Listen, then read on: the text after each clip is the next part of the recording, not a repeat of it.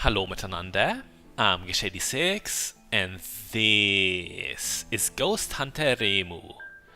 Last time we went to an Australian graveyard. It must have actually been in Australia because you won't find spiders that deadly and gargantuan anywhere else in the world. We are now at a much cozier, more inviting place, Yuyuko's Cherry Tree Garden. A very pretty stage indeed. There's a special graphical effect for it active that makes cherry tree petals float gently through the air. I appreciate that. Ghost Hunter Reimu goes an extra mile to evoke the right mood for this stage. They didn't just settle with changing the backgrounds and tile sets a little. This is the other stage with loads of water in it, which is a bit strange. Cherry trees don't need much humidity, no need to link a reservoir to them. I should drop the commentary about freaking flora and mention the elephant in the room. We have a new magic, the fire spell.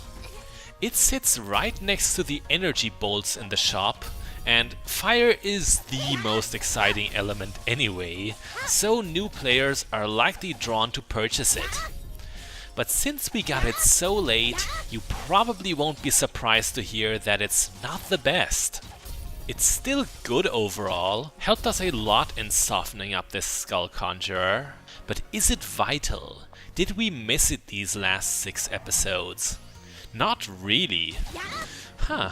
Those enemies didn't spawn the first time around. I guess it's because we first ignored the alcove with the lamppost in it.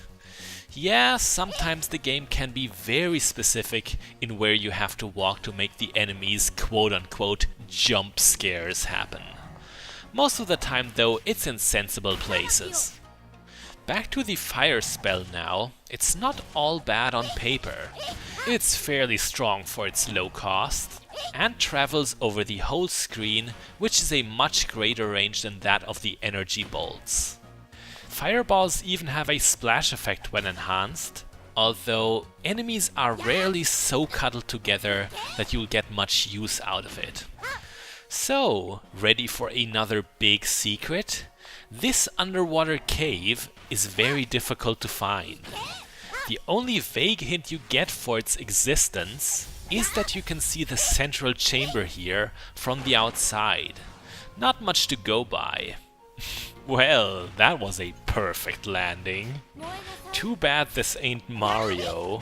If so, it would have been knocked off screen with the number 1000 popping up as its final goodbye. To wrap up about the fire spell, while it's good as a combat tool, it's really not as important as the ice or lightning spells.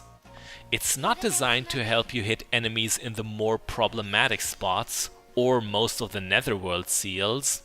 What it can do is deal damage fairly quickly to a single strong target, say a boss. It's possible that we'll run into one of those. Section 3 of the garden features a pretty expansive underwater area, this time without any air chambers and orbs.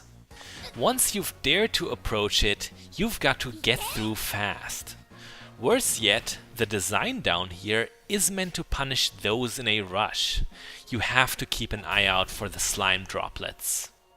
Reimu's lungs must be under pressure. The oxygen bar is about to flash in a frantic red, but we've made it without penalty for taking too long. Don't forget to pick up the key at the end, of course. It just looked like we were about to. So, us bringing along the fire spell is just one of the signs that we are playing a more magic-focused character this episode. We've switched several skills around to make this possible. Our guard beheading enhancement, for example, is gone. Furthermore, our melee attack only has the default strength now. You may have also noticed that our health bar isn't what it used to be. That was kind of unavoidable. Now that we are both squishier and transformed, we'll have to be extra careful and seriously avoid mistakes. Generally, a more sword-focused Reimu will be more durable, whereas equipment that has to do with spells favors increasing MP instead of HP. With that said, you may be wondering what makes a good loadout configuration. What could be Ghost Hunter Reimu's meta? First of all, it depends somewhat on the level. I argue that our ranged combat build makes sense for the garden in particular. You'll understand why. You may think that spells are better than a powerful sword, period. Shooting does sound more convenient than going in close, especially because almost all enemies can shoot at you. But with that, I disagree. I have actually noticed that I have a tendency for melee.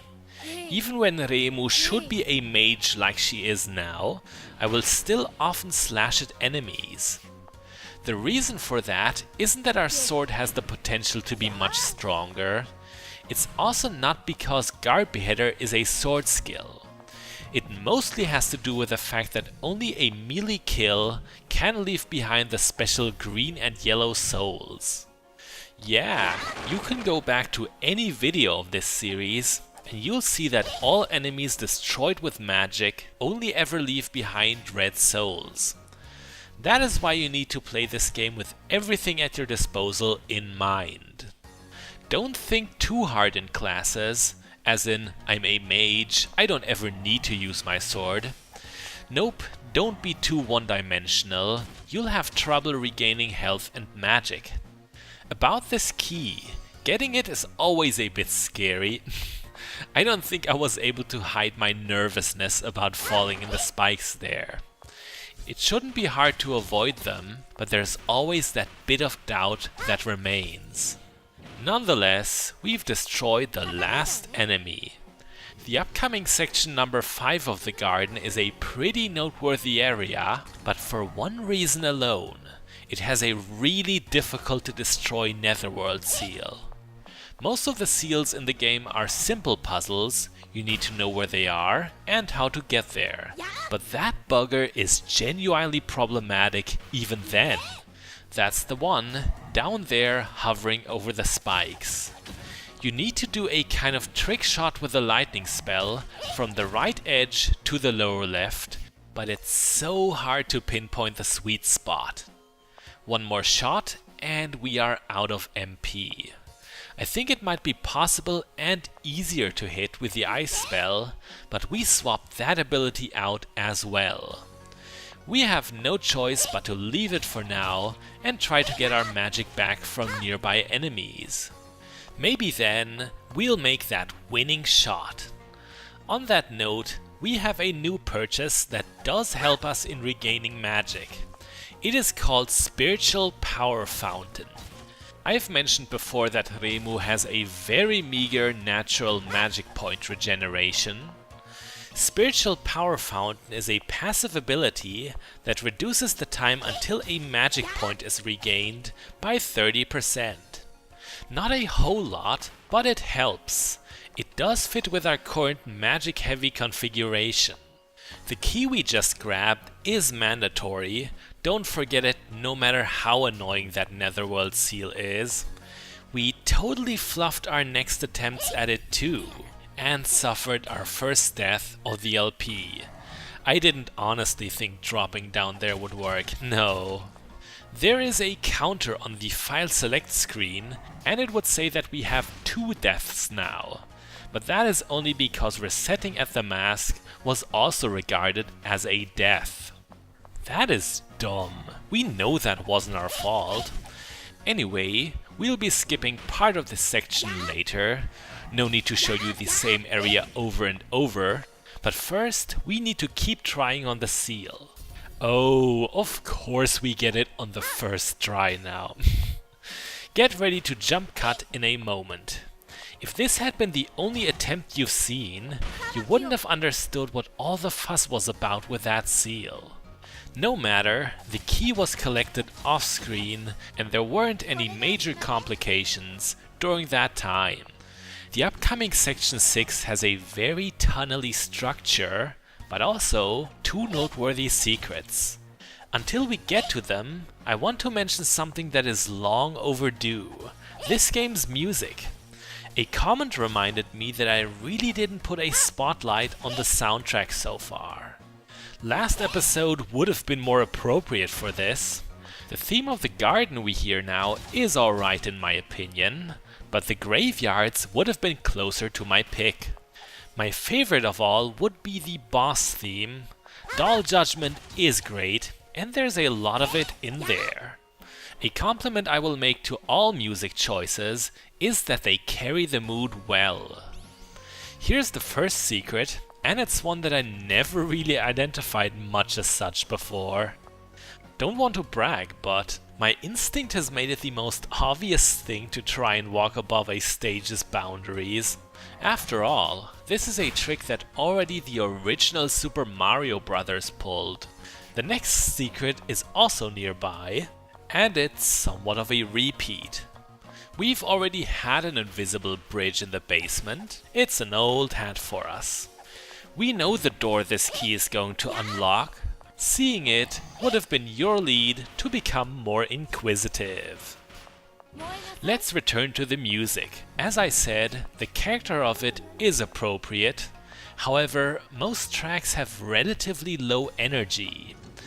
I fear that a lot of people are going to find Ghost Hunter Reimu's score pretty unremarkable because of that, even though it sounds well crafted. I think it's very difficult when it comes to making music to really have a track stick with the listener, have them feel it to the bone. It's even rarer for a game to have the majority of its songs outstanding. It's not something you can easily replicate by recipe.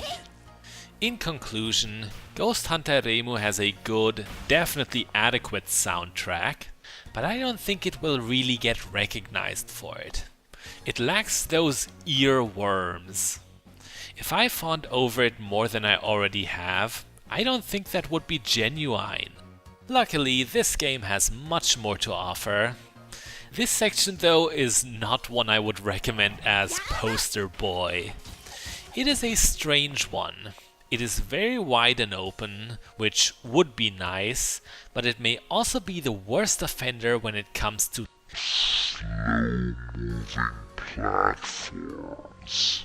Yup, of the whole game I would argue. Really wish I hadn't already used my joke of choice on them, but you can't be a broken record. I like to sort the section into a 3 columns on 3 rows grid in my head.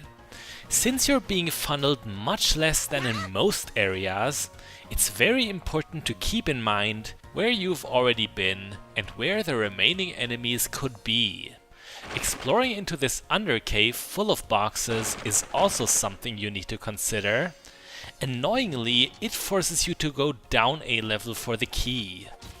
We'll get the seal it's needed for on the next lap.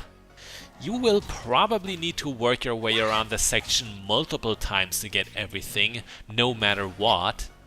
And while we move around the field some more, there's one more ability we bought that we still haven't talked about. It is a passive one, and its effect isn't very striking. It's no wonder we left it until now.